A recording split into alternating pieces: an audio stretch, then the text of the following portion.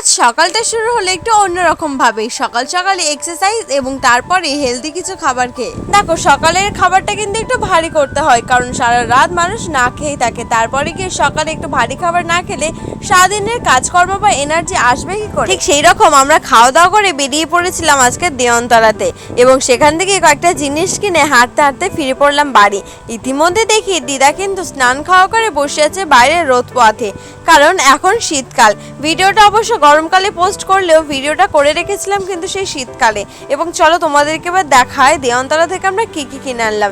Mainly আমরা সকালে যে ড্রিঙ্কটা খাই সেটারই বাজার করতে গিয়েছিলাম, সেটা তোমরা অলরেডি ভিডিওতে দেখে নিলে। তারপর কি দুপুরে খাওয়া দাওয়া সেরে বসে পড়লাম দিদার কাছে একটা হেড ম্যাসাজ নিতে।